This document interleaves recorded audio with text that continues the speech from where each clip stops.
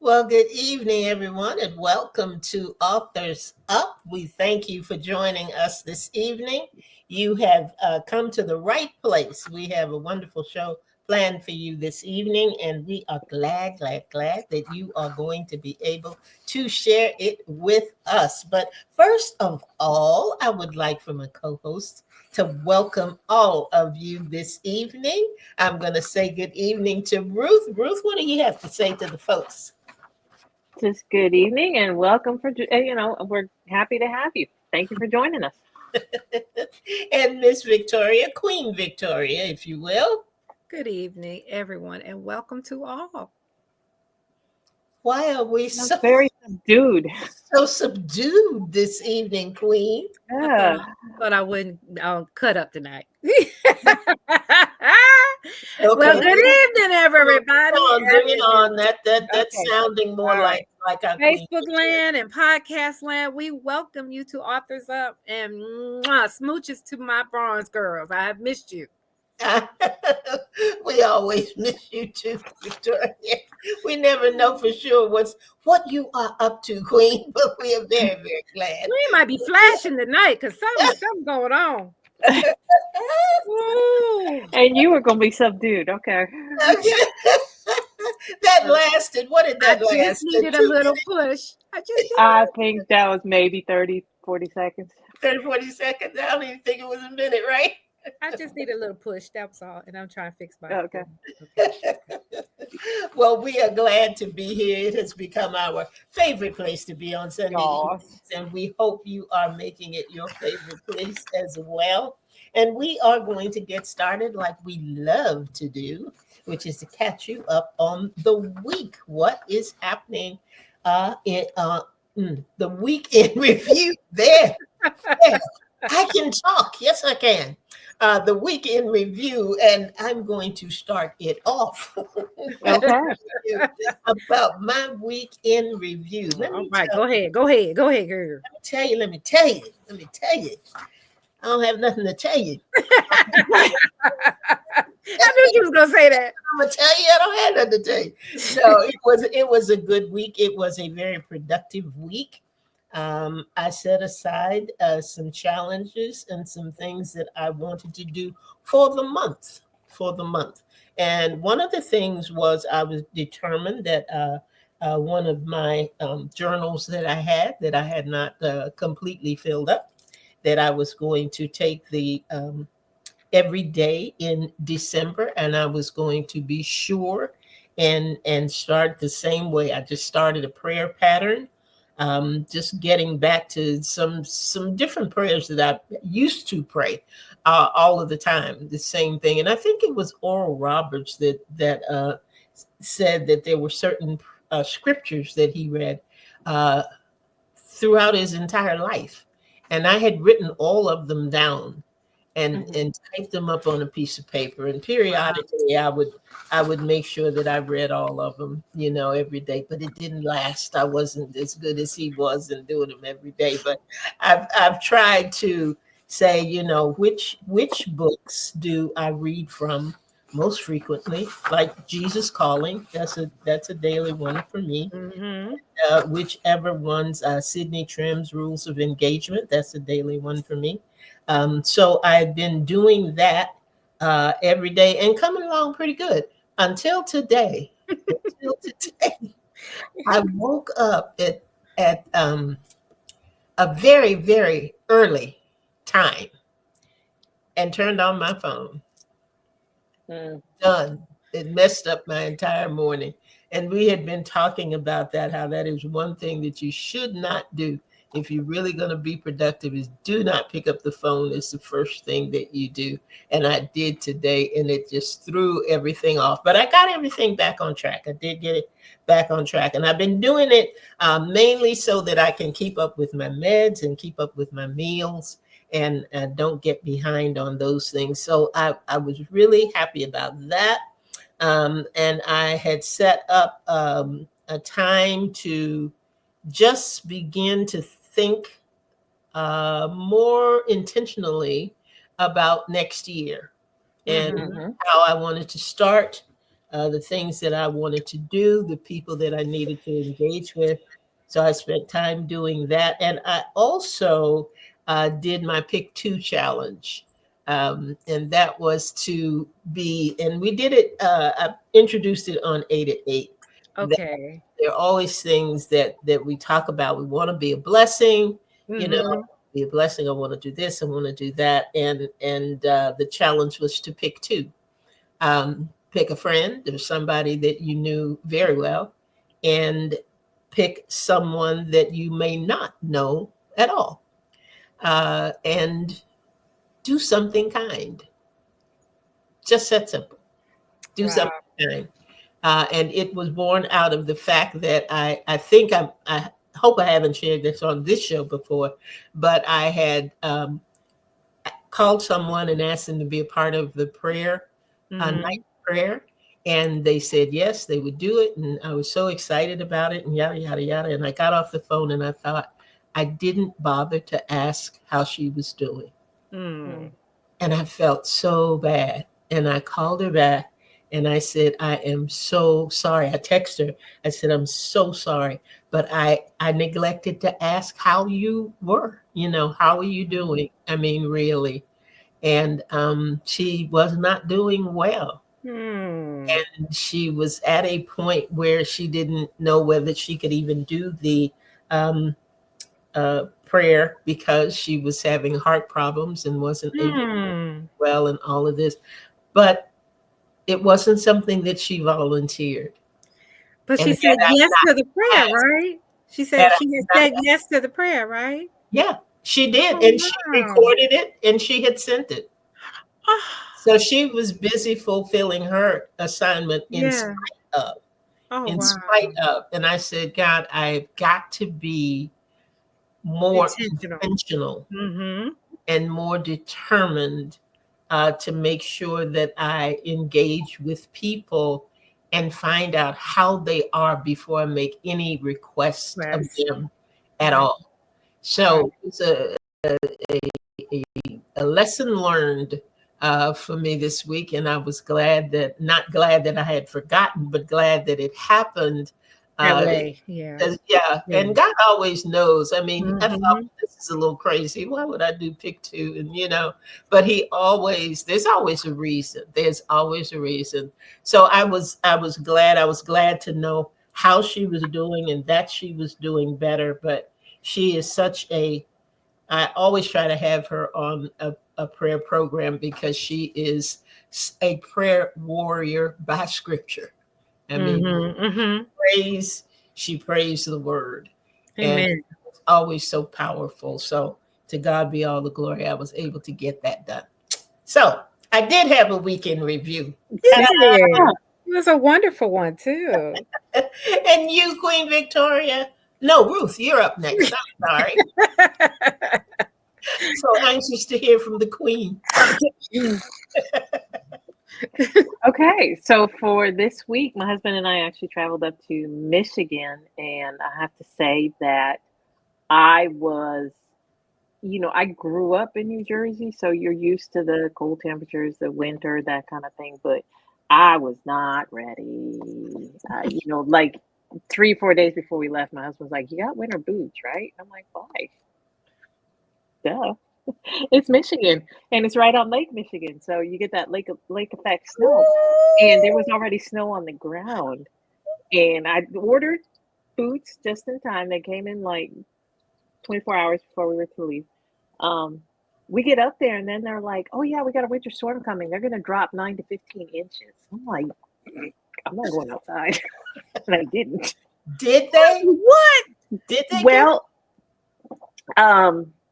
they got snow. A lot of it, and that lake effect is no joke because we ended up driving back on Friday, and the further inland we went, we saw less snow and less wind and all of that, and all of that has an effect on the weather. So we saw Wow. probably about 8 inches, 6 to 8 inches.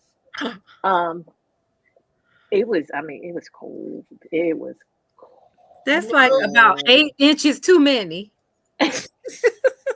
No, thank you. Oh, I just felt a little chill. No, and we went, we visited with some folks, and they're like, "When are you moving up here?" And I'm like, "No, Zero dark, never. never." And that's the thing too, because they're up further north, so the sun doesn't rise, until like 8 a.m. In the winter, like in the summer, the sun won't set till like 9 or 10 p.m. and that just like throws you off. I'm like, no, thank you. I'm not moving up here. This, if I can help it, I'm never going back up. Nope. I know, I got a little chilly too. All of a sudden, and I was so hot a few minutes ago. So it was a good trip. It was a good trip, but it was definitely, it was, I mean, you couldn't even go into the garage without having to put a coat on and some boots and something because it was just that cold. Oh, no, ma'am. No, ma'am. No. So I was like, and it's funny because I was talking to a friend and I was like, yeah, because she's always talking about, I wish we could see snow. And I'm like, here you go. We're getting about a foot more. So Hallmark will show you snow. I got my fill. Y'all can have all back that. in North Carolina. I'm good. But it was cold here too. funny. Now it was cold here last week. It was cold. I had my hat out, my scarf, all of that. Too much. No, and it's funny too because my husband, it's just like he grew up there in Michigan, so it just like automatically set in. It was still snowing out there, and there's no, hey, let me throw some clothes on, get in the car, and go. It is, let me warm the car up. You have to warm let the me car go scrape the driveway off because if you come back, now you're going to have more snow on snow. So he was shoveling the driveway, and it's like, okay, this is what we do, and we come back, we ran some errands. When we came back 3-4 hours later, there was another 6 inches on what we had already taken off. So no, ma'am. No, ma'am. So it was cold, but you didn't have snow. Yeah, it was cold. We didn't have snow, so I'm grateful. I'm grateful for that. Yeah, no, and I'm grateful for that too because we came back to no snow. So no snow, exactly. So that was basically my week, just trying to stay warm. All right. Gotcha. Yeah. So Victoria, how was yours? My week was pretty good, I would say. First of all, good evening, Nakayana. We did say good evening to you. If you're still there, good evening. What did I do last week? Oh, I thought it was funny that what you said, Andrea, about being more intentional because I had the same thought too. And the day that you said that about doing something kind for the pick two, I had already been doing that and wasn't even aware that you would, say that. I had actually given a pair of earrings and some things to this lady at work, and just I just sent it down to her. Tell her the person who gave it to it. I said, "Tell us for Victoria. She doesn't have to pay me. This is just my gift to her." And it was just, just so nice. It's a nice feeling to be nice. It really is. Yeah. And I had just said too that I was going to spend more time. If I want to hear from God, I need to be able to spend more time in His presence. And so I had turned down the TV, not trying to catch up on my stories, like this every night. And one night I couldn't sleep, and I just found a nice concert from Malaco Records for the last 50 years. And it played all the songs from Malaco Records back from the Mississippi Mass Choir, the Williams Brothers. Oh, it was such a good concert. I was like, now, Vic, you're supposed to be sleeping. You can't sleep, but you enjoying this concert. But I did go to sleep with the music. It was just really nice. And then I spent some time doing some more things, being intentional for my business, and that has been paying off. So I've been packaging stuff, mailing out stuff. So it was a pretty busy week, and I am looking forward to the break. Let me just say that. I am looking forward. My last day of work is December 19th. Okay. And then I'm not going back to work until January 6th. Intentional about taking some time off from work. I'm over it. I'm over it. Well, that's good. So that is it. And this week, it looks like it's going to be just as busy as last week. So that's fine. Thank God for employment, right? That's it. Right. Yes. There was a time. There was a time. Right. Remember when I was out of work for a whole year? Oh my God. Really? Oh, wow. Oh my goodness. Nobody would hire me. I am a nice person, but nobody. And you are. When I tell you nobody would hire me, they turned me down for a job in a senior citizens home.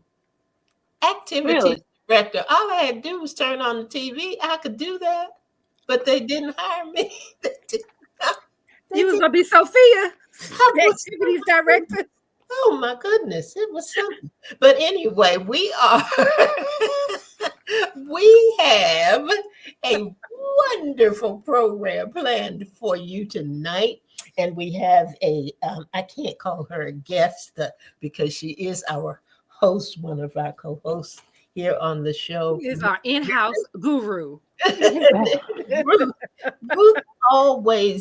Ruth is the consummate writer, and she always has tips and tools and just wonderful information to tap into the writer that you are, because all of us have the ability to write on some level about some things, and Ruth helps us to know how to do it and how to do it well. But she's got a really, really great topic that she's going to talk from tonight and teach us from tonight. And it is about crafting the perfect ending. Boy, I can't wait to get into this. She gave us some information about that first sentence that will pull you into whatever it is you are reading. And now she's going to tell us about that ending, that perfect ending. So, Ruth, I'm ready. I am ready to learn tonight. I'm ready to learn. And for some stuff in between, I'm ready. Okay.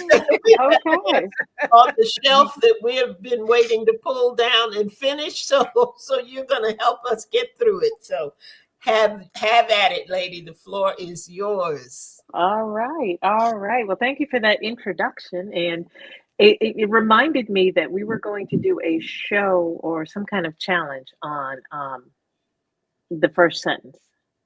And that is, we're still going to do it.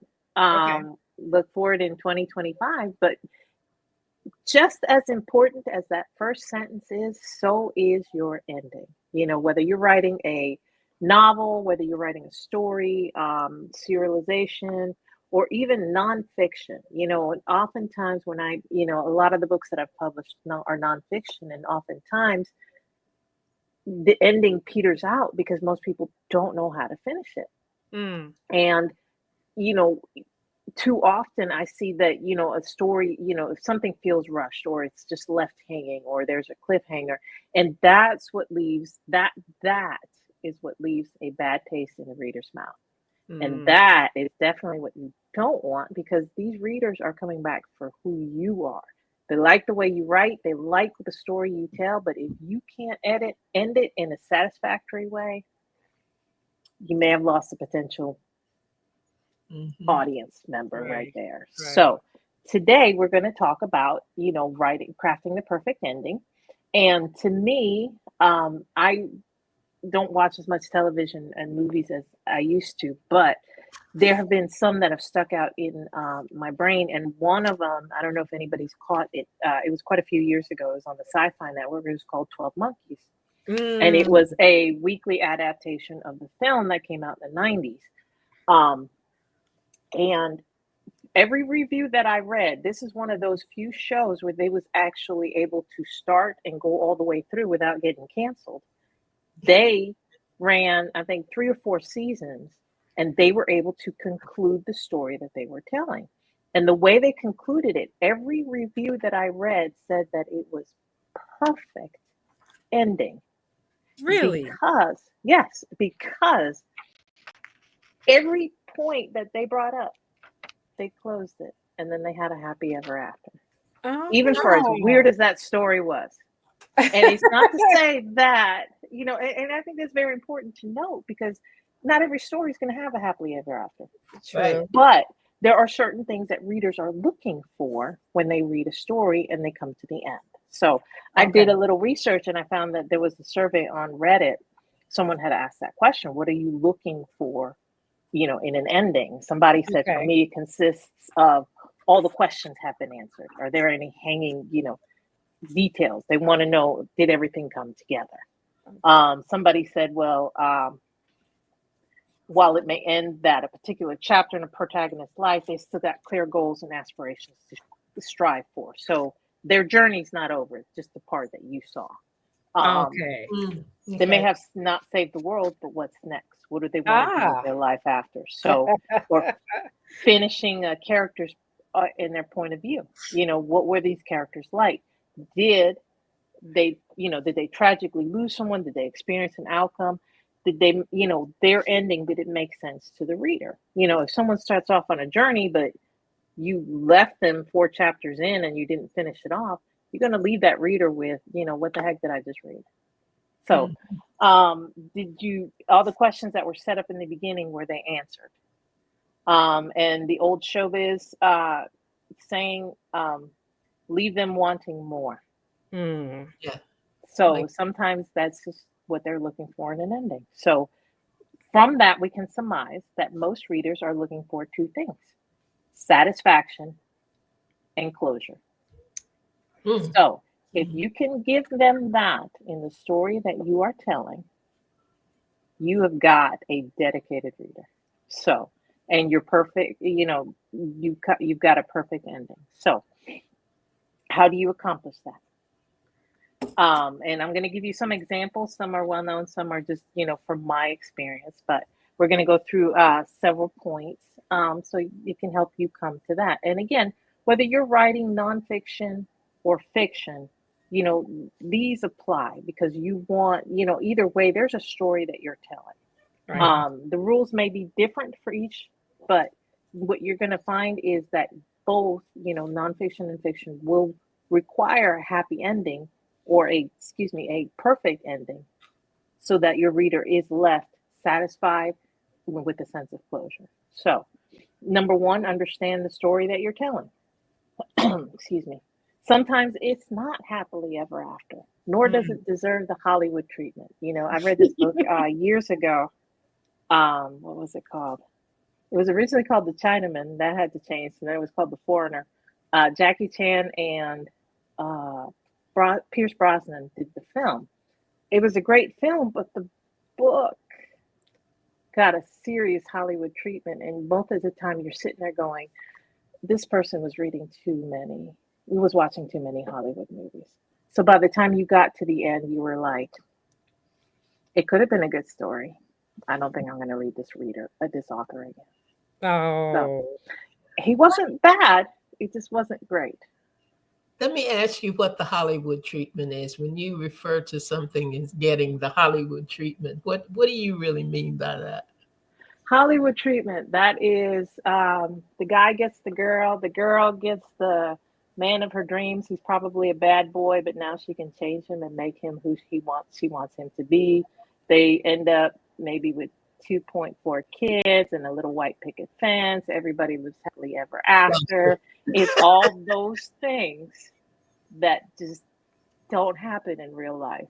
Yes. And I'm not going to tell you what this book was about, because it was one of those shameless romantic novels that I read, and it sounded interesting enough. Okay. And I didn't pay attention to the reviews. I read them, but I was like, it can't be that bad. And most of them said the story was great 85% of the way. When it got to the ending, Mm. it was not good. And they were like, the author put herself in as a character, the author did this, the author did that. And I was like, well, it can't be that bad. And they were right. About 85%, the story was great. And you got to the end, you're like, what the heck? What the worst? This is terrible. And I went in and I wrote a review, and I was like, everybody else was right.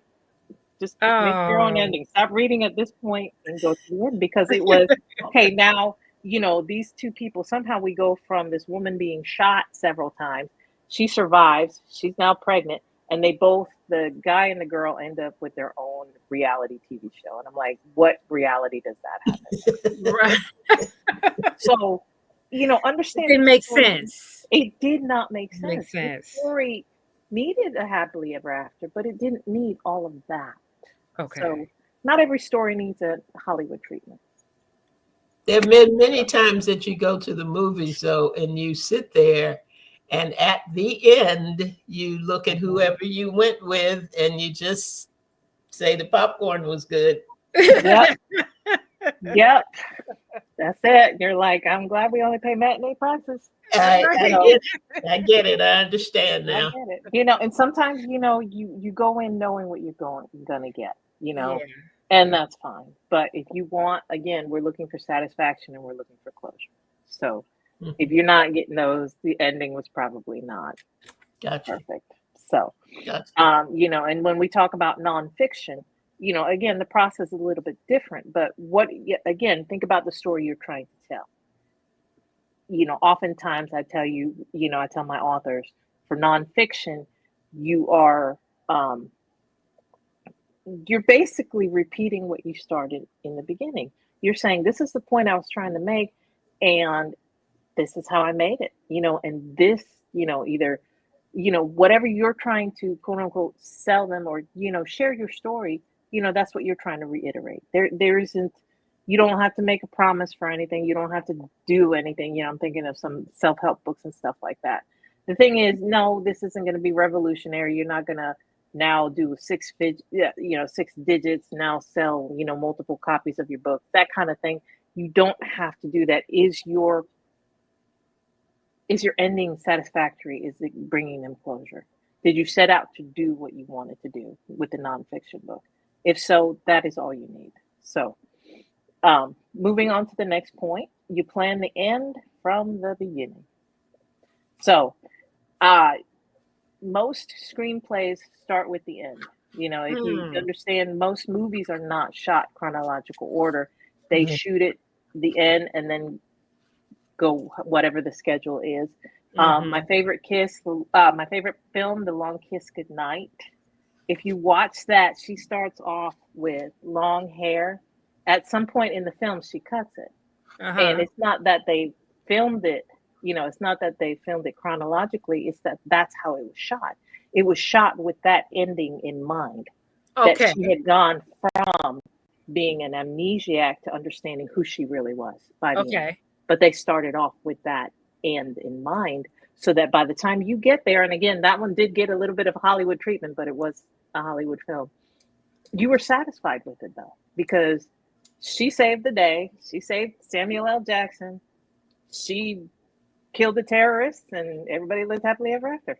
And you were good with that, because she was kicking butt for 2 hours. So that's it. Yeah, I have seen that movie. That is a good movie. Yeah, that I will have to say is probably my favorite action movie ever, and mostly because it's got a female lead in it. So you're gonna go make me look that up tonight. Watch it tonight.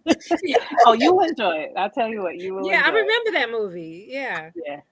So, but again, I think, again, some examples, starting with one of the books I've read, Under the Oak Tree, the two protagonists, they start with, the point of this story is, most fairy tales end with a wedding and a happily ever after. Right. And then they say, well, this isn't a fairy tale. So you have the two protagonists, the male and the female, who are separated by a war, and they are joined together, but it starts off with them reuniting. And then, 400 chapters later, it ends with them reuniting again. So, she started off, and the author did state later on that she added to it. But basically, in her mind, at the whole time, she was going to reunite them again, and the circumstances were going to be different. Because in the beginning, they didn't know who they were. They were not communicating. Nothing. But now they were, and they were different people 4 years later. So, again, start with your end in mind. Pace your story and start working towards that end to achieve the effect you want. Mhm. So, for instance, the serialization that I finished up earlier this year, initially I was just going to write it to a certain point because I was just doing practice for the serialization process, and then I realized I was telling this actual story. So Mhm. when I started writing it was like, okay, well, what would these characters be like? Because again, it was fan fiction.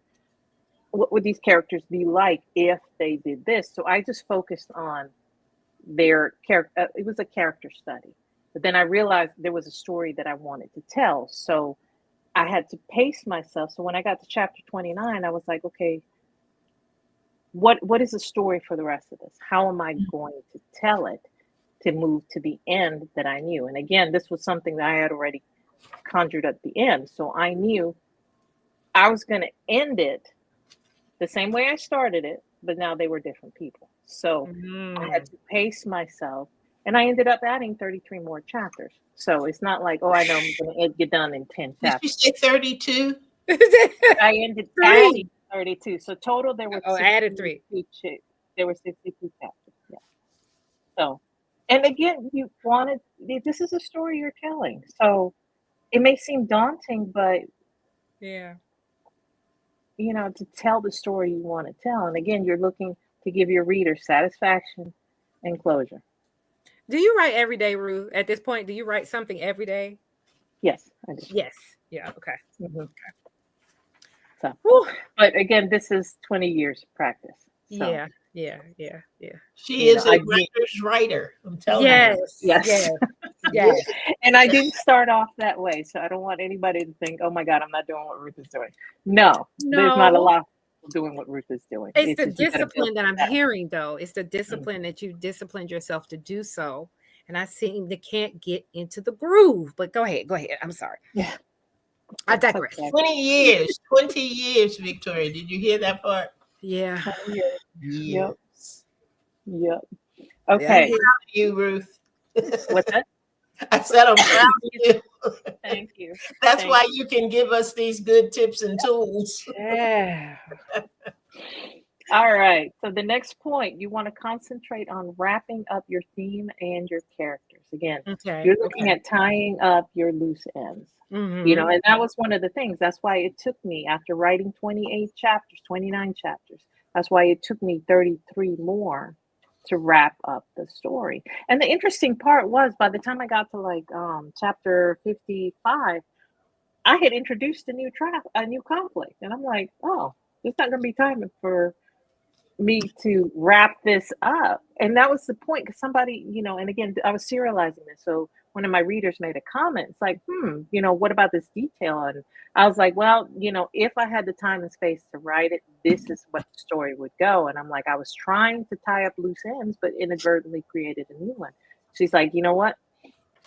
That just means that she's like, you've done a great job with the story so far. That just leaves me with more to imagine. Wow. So, but most of it, you have to realize you can't leave that many threads hanging. So if you've tied up the ones that you already started with, but you inadvertently create new ones, that's okay. You just want to make sure, don't leave your reader hanging. Gotcha. Okay.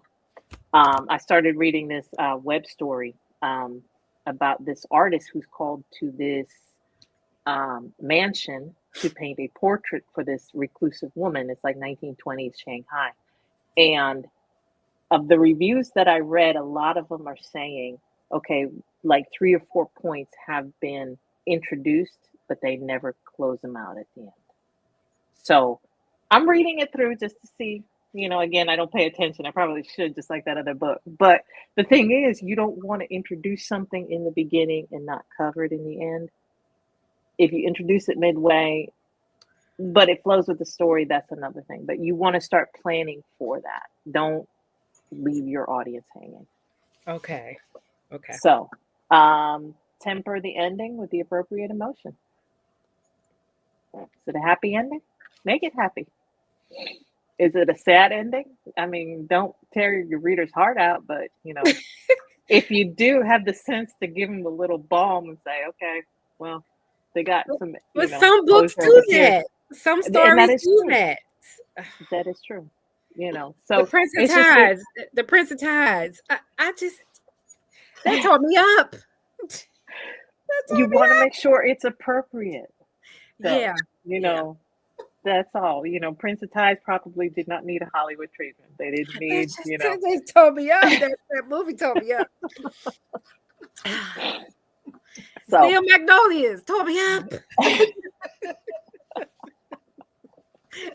Yep. So you want to blend, each one, you want to blend the appropriate emotion. For if a happy ending, give it warm satisfaction. Bittersweet, a little bit of anguish, but you also want to include some hope. Again, you want to go back to the reader getting that sense of satisfaction that your characters, the journey that they have been on, has been fulfilled.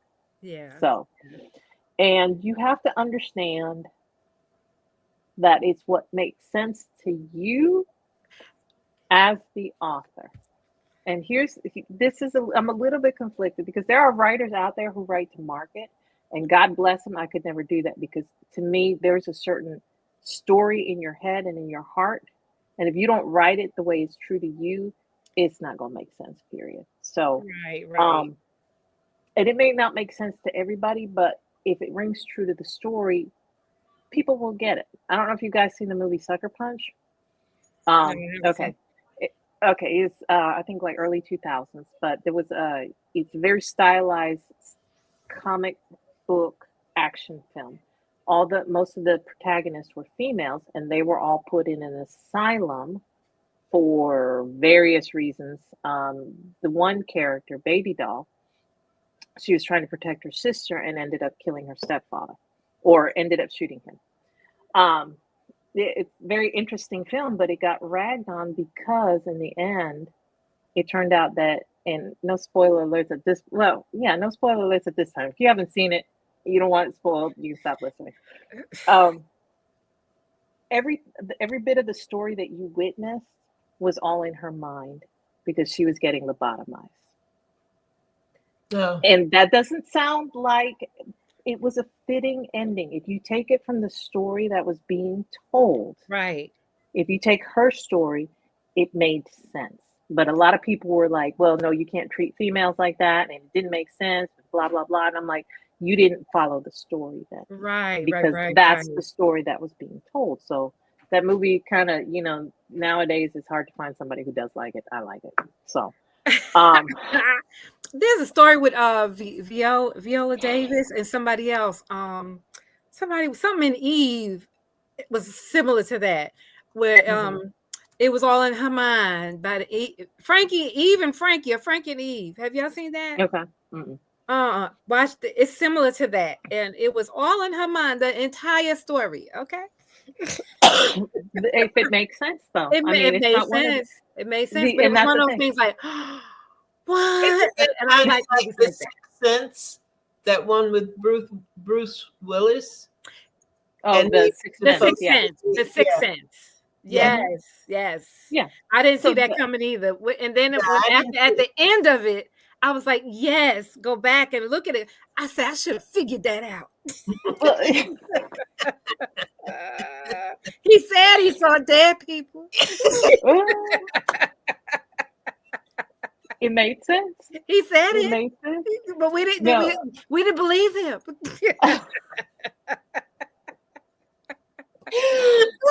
Right? He said, I see dead people. he did. He just didn't know he was one of them. Right. I was like, wow, I didn't see that coming. Lord have mercy. Oh, child. Rosa, let that's me ask funny. you a quick question. Yes, ma'am. Do the beta readers often highlight or come back with comments that say, this ending didn't make sense to me, or do they read that critically? It depends. The beta reader that you get. I have not seen it that often with the books that I've published or even written. In fact, I've only seen it once or twice, but they can. And most of the time when I work with beta readers, I tell them, look at the content, don't look at the content, don't look at the grammar, just look at the story, look at the flow. Does it make sense? That's the instruction that I give. And it really depends on the beta reader that you work with. So, you being a general statement, if you tell your beta reader, hey, I need you, don't worry about the punctuation. Don't worry if the sentence structure is okay. Tell me if the story makes sense. Gotcha. Are you satisfied? Is there closure? So, Gotcha. the other example that I wanted to give was The End of the Affair. It's a book by Graham, I can't think of his last name, but it was Ray Fiennes and I can't think of his name. Juliana Moore were in the film version of it. And in the end, she ends up dying, and the husband and the guy she was having an affair with end up becoming roommates. And we read it for book club, and they were like, this don't make no sense. I'm like, they're like, that's the dumbest ending I've ever seen. But I'm like, no, if you look at the story, both of these men were infatuated with this woman. They were both in love with her. And the only pieces of her that they had left was the love that she left for both of them. Oh, wow. So it made sense that those two, the only solace they could find was becoming roommates. Basically, there was nothing more to it than that. But it was just, they found solace in keeping each other company. So they didn't include that part in the movie, but it made sense when you read the book. I'll break out the violin on that one. I don't know. One, so I've got some love in my heart for some folks, but will I live with some other folks who love them? No. No. But that was their story. That was their story to that's tell. it. That was the author's story to tell. Yeah. And that's the thing, again, it won't ring true with everybody. Again, you may read it and you'd be like, I didn't particularly care for the ending. The story wasn't bad. Whether I read this author again or not, that just means it wasn't for you. I have read reviews of books where the people say, well, it was really well done. It just, when I got to the end of it, I didn't particularly care for it. And somebody might say that was the best ending I could ever, just like the Book of Clarence. I just thought that was a wonderful movie, and you guys did not. That movie made me cry. It did. The Book of Clarence? The Book of Clarence, that movie, yes. That movie touched me. It really did. It made me cry too, but not for the same reason. You know what? Not for everybody. Forgive us. Forgive us, people. Every now and then we just slide into the zone here. You didn't see what I see, but it just touched my heart, I tell you. But anyway, that's the thing. We don't write for everybody. We have an audience. And that's what we need to remember. So last point, we're already at time. Don't text your reader. Some things will be left unsaid. And my example for this was the Lord of the Rings films. Again, I thought it was well done. I've never read the book. I started to read the book. It was too much for me. I got like 150 pages in and they never left the Shire. And I'm like, this is taking I need the Cliff Notes version. But in the film, they had 3 endings. 3 endings. They had to say goodbye to Frodo and Bilbo. Yeah, Bilbo Baggins. Then they had to say goodbye to the king and the queen, and then it was like, okay, oh goodness, we still have to say goodbye to everybody else. It's like, okay, this is too much, and it took Bye, like y'all. 30 minutes. It's like, okay, the film is already 4 hours long. I know. I I needed know. you to I say know. goodbye 30 minutes ago. So don't tax your reader. Readers. Just, And that's a thick book, ain't it? That's a thick book, and I couldn't read that. Yeah, I'm telling you. I needed Cliff Notes version on that one too. So I think if you keep those tips in mind, you will be able to craft the perfect ending that will give your reader a sense of satisfaction and a sense of closure. Again, whether you're writing fiction or whether you're writing nonfiction. So Okay. those are our points. Did we do a show yet on the middle part? I need some help on the middle. The rest of the book. I got the beginning and I got the ending. I need the middle. I need the middle. Help her. I need how to kind of connect all the dots. I need some help. Sounds like you need to start with the dots. I don't think the dots are there, which is part of the problem. I don't know what has gotten into us this evening. I think it's elves. We're getting ready for the Christmas holiday, and we're just kind of all over everywhere. But Ruth, you put a lot of thought into this, and I do appreciate what you have shared with us today, because all of us are in process of writing something. And it's very helpful because I never really thought about it. I never really thought about the end. It's something that, I kind of let the characters take me where they want to take me. And, hopefully they want to close up some stuff. And I don't know what I'll do if they don't. But I had never thought about it in terms of really seeing that end when I began, when I started the story. And I think it would have been near the end, or when we were in the editing phase of going back and looking at it, when I started really putting some notes down and thinking, wait a minute, I didn't finish with this character.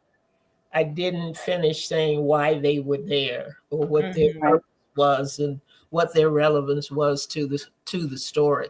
Now, if I had done that in the beginning, I probably wouldn't have met with some of the challenges that I met with when I came near the end. But as I said, you always have the right words and the right way to lead us out of those dark spaces we get out of sometimes. So thank you very much, Ruth. You're welcome. Muriel Griffin is at it again, and we thank you. We appreciate you for You're welcome. giving us that information. So we don't have to say how we can get in touch with you, because we know how to find you. We know yes you are. But tell our listeners and our viewers how they can get in touch with us. Yeah, absolutely. So you can find us on social media. You can follow us on Facebook, Instagram, YouTube. Just search for Authors Up Show or Authors Up. So follow, like, subscribe, share us with others. You can catch a replay on Facebook on Saturday at 7 p.m. Or the show will be uploaded to YouTube and podcast by midweek. So you can take us with you wherever you go. Also, you can email us at authorsup@gmail.com with questions, or if you're interested on how to become learning more on how to become a guest, or you just want to share your thoughts with us, we're happy to get the email. So that's authorsup@gmail.com. Very good, very good. And I think our show, I want to say the show on the 29th, I might be wrong, but I think that's the show where we're going to talk about what's coming in 2025. I think that's the one. So on the 22nd, yes. 2020 is the 22nd? Yes. Okay. All righty. It's the 22nd. Put that on your calendar, and I obviously need to put it on mine because I thought it was the other week. Excuse me. But you definitely want to stop by that night so you'll know what's ahead. The things Yep. we got some exciting things going on in 2025, and I am really, really looking forward to them and looking forward to sharing them with you. So keep us on your calendar. Keep thinking about us. Keep being prepared to join us and Yes. come back and see, because you like tonight, you never know what's going to happen when you tune into Authors Up. And we're just Very glad true. with us tonight. Thank you, Nakayeta and Joe Thurn Smith, Don Smith. Okay, thank you for being with us. Thank you, Linda. Glad that you stopped by. And be sure that if you don't, watch the replay. Sometimes share this. An author, someone who is writing and who could use some really, really good information or hear Right. from other authors out there. Be sure to tell them to join us on Sunday evenings at 7 p.m. So that's it for us for tonight. Thank you for joining, and thank you, ladies, for being here. We're glad to have a full house of authors tonight and hosts. Yes, that's it. That is it. That's it. So take care, Good night, everybody. guys. Hopefully, we'll see you next week right here, 7 p.m. for Authors Up. Good Good night, night, Bonus everybody. Girl. Good Good night. night.